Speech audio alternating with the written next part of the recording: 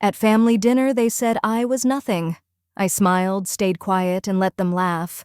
But they had no idea who'd walk in the next day and what he'd call me.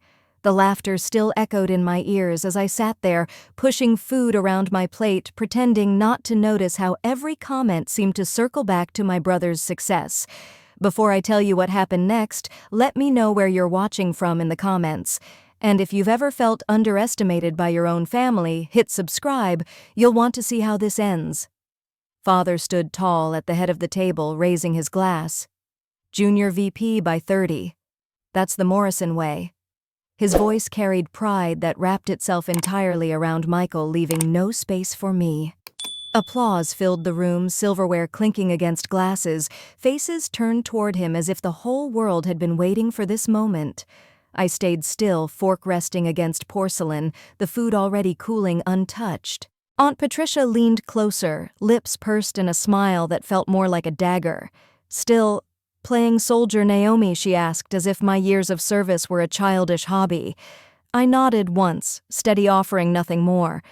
Mom swooped in quickly, eager to define me. "She does something with computers. Not real corporate work." The laughter rose again, filling every corner of the chandelier-lit room. Michael's grin widened as he leaned back in his chair, confidence spilling across the table. "I could probably get you an entry-level role in my department, sis. Something more fitting." A ripple of chuckles followed the kind of sound that pretended to be harmless, but landed like stones in the quiet spaces inside me. Uncle Robert added his part, chuckling. "With your education, you could have been something real by now. What a shame." Crystal glasses touched a toast to Michael, as if their words weren't cutting me down one by one. I pressed my palms together beneath the table, hiding the tremor that threatened to show. My eyes drifted to the far end of the table where an empty chair sat. Years ago, Grandpa used to occupy it, steady and certain, his hand resting firmly on my shoulder. "One day they'll see," he used to say. That chair was still empty, but his words burned bright inside me. The room swelled with celebration, but I heard every remark. I didn't flinch, didn't argue. Their laughter layered over itself until it became one long echo. Yet beneath that noise, a thought pulsed clear as glass. "Tomorrow they'll know." Michael lifted his glass again, savoring every second of the spotlight. The chandelier light caught the rim of his wine, sparkling like a crown handed down without question. My father leaned back in his chair, eyes glowing with pride, as if all of Michael's victories were his own. The air smelled of roasted turkey and sweet rolls, but to me it was thick with the weight of comparison. I pushed peas across my plate, letting them roll like marbles, and forced myself to breathe slowly. My mother's voice cut through the noise. "Naomi, dear, James just started a company. He's single. Maybe it's time you think about settling down." Laughter rippled once more, circling the table, bouncing off polished wood, leaving me in its shadow. I let my eyes wander, noting the way Emma, my cousin, whispered, "Maybe you'll get a promotion soon. Sergeant, right." She meant no harm, but the ignorance stung more than the laughter. I pressed my lips into a faint smile, nodding once. It was easier to let them think they knew who I was than to offer truths they'd never believe. A spoon clattered onto a plate, sharp against the hum of voices. My brother smirked again, leaning closer. "Seriously, sis, entry-level wouldn't be so bad. It's not too late for you?" His confidence hung in the air like perfume too strong to escape. My father chuckled, sealing it. "The military's respectable, but as a fallback. Real success is built here." I traced the rim of my water glass cool against my fingertips, grounding me in the middle of the storm. Their words layered like wallpaper over years of the same patterns. I stayed still, face calm, shoulders straight. The celebration rolled on, but I barely heard it. My gaze flicked again to the empty chair at the far end, the space where respect used to sit. The laughter swelled louder, but inside me the silence was sharper. Tomorrow would carve through it all. The dinner stretched on like a play where I had no lines. Plates were cleared, dessert arrived, and yet the spotlight never left Michael. He described his new office, the size of his desk, even the view from his window.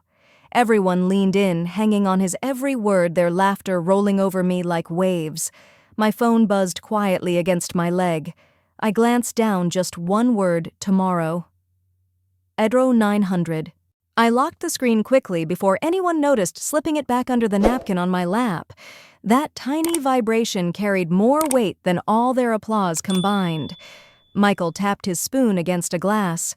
"To success," the Morrison way, he declared. His voice was rich with pride, with entitlement. The family echoed him, glasses raised high.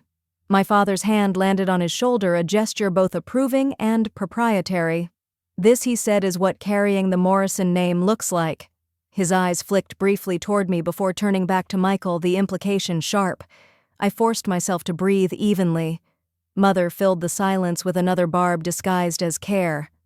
"Naomi James just started a tech company. He's single. You're not getting any younger." Her smile was syrupy, her tone soft, but every word stung with dismissal. Aunt Patricia joined in, shaking her head. "With your degree, Naomi, you could have been so much more. You chose wrong. Such a shame." The words floated over the table, casual but heavy. Cousin Emma piped up, voice bright, "Maybe you'll get a promotion soon. Sergeant Wright." The room chuckled politely at her confusion. I smiled faintly, nodded once, and let the moment pass. The chandelier hummed above us, light spilling across polished silver. My glass was cool beneath my fingertips, grounding me as their voices tangled into a chorus of judgment. Michael leaned across the table, grin curling at the edges. "It's not too late, sis. I'll talk to my boss tomorrow, maybe we can get you in. Entry level, perfect for you." The table erupted, forks, clinking laughter, spilling, each chuckle confirming my place at the margins. I smiled faintly, lips pressed into a line. My water glass trembled slightly in my hand before I steadied it against the polished wood. The rim was cool beneath my fingertips, my reflection fractured in the glass. I kept my gaze lowered, not because I was ashamed, but because silence was easier. Father added his own verdict, voice heavy with authority. "Naomi, you must accept that not everyone is cut out for the corporate world. The military, well, it's respectable, but it's a fallback." His tone lingered disappointment laced with finality. A few heads nodded as if the matter had been settled once and for all. Inside, I let the words settle like stones at the bottom of a river, unmoving, unshaken. Outwardly, I simply straightened in my chair. No rebuttal, no defense, only calm. The chandelier above flickered once, casting shadows across the table. For a moment, silence stretched, but they didn't notice. Their voices rose again, the rhythm of celebration unbroken. I traced the curve of my napkin, folding it slowly between my fingers, while the faint vibration of my phone echoed again against my leg. A reminder. Tomorrow was already waiting. Morning broke clear and sharp, the kind of light that revealed every detail. I stood before the mirror, fastening the last button of my dress uniform. The metals caught the sunlight, casting fragments of gold across the wall. They weren't decorations to flaunt. They were reminders of nights spent awake, choices made in silence, sacrifices no one at that dinner table would ever know.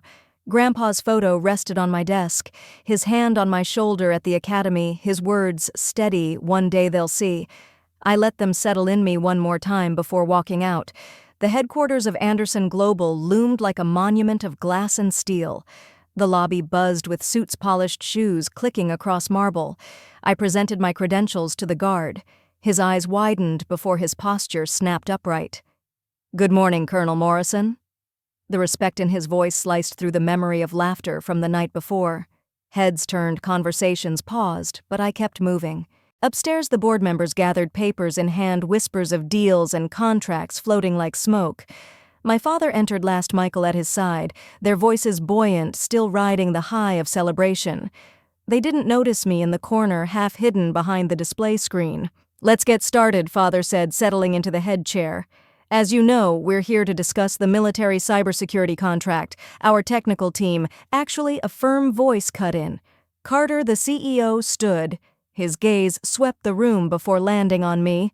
"I'll be leading this meeting. Colonel, if you would." I stepped forward, boots crisp against the floor. The room stilled. My father's words died in his throat. Michael's smile cracked. Eyes flicked to the medals on my chest, the insignia on my shoulders. "Good morning," I said, calm but commanding. "I'm Colonel Naomi Morrison, Commanding Officer, Cyber Operations Command. We're here to discuss serious vulnerabilities in your systems." I tapped the screen, and a classified report filled the wall behind me. Charts breach attempts, red alerts flaring like warning lights. 3 months ago, I said evenly, foreign actors targeted your systems. Client data proprietary research your defenses didn't hold. A ripple moved across the table. Some board members leaned forward, others sank back. Michael's eyes fixed on the ribbons on my chest as if seeing me for the first time. Your current protocols are inadequate, I continued. This isn't just business, it's national security. Silence followed, broken only by the shuffle of papers. Father tried to recover, his voice thin. Naomi, you can't just, that's Colonel Morrison. Mr. Morrison. Carter interrupted sharply. And yes, she can. His words cracked through the room, undeniable. I outlined the terms, strict protocols, full overhaul, regular audits under my command. The price tag made a few jaws tighten, but no one dared protest. If you refuse, I said, eyes steady on my father, Anderson Global will be classified as a security risk. All government contracts would be terminated immediately. The weight of the threat hung heavy. Father's jaw worked, but no sound came. He knew what it meant. I gathered my papers, slipping them back into my briefcase. You have 24 hours to decide. My gaze swept the room once more, then lingered on my father. He looked at me as though I were a stranger. Michael shifted at the door, voice low, almost pleading. Sis, I didn't know. I met his eyes. By the way, that entry-level position you offered, I make 3 times your salary. Base pay. The air froze heavy with a silence no one dared break. That evening I sat by my window, the city lights stretching far into the horizon, a glass of wine balanced loosely in my hand. The noise of the boardroom had faded, replaced by the hum of traffic below. Their laughter from last night still replayed in my memory, but now it felt like echoes in an empty hall, hollow, powerless. The next weekend I returned to my parents' home. Another family dinner, though this one lacked the same sparkle. The chandeliers still glowed, the table still overflowed with food, but the voices were muted. The rhythm of celebration had been replaced by the quiet scrape of forks and the occasional cough. No one reached for toasts. My father cleared his throat eyes, avoiding mine.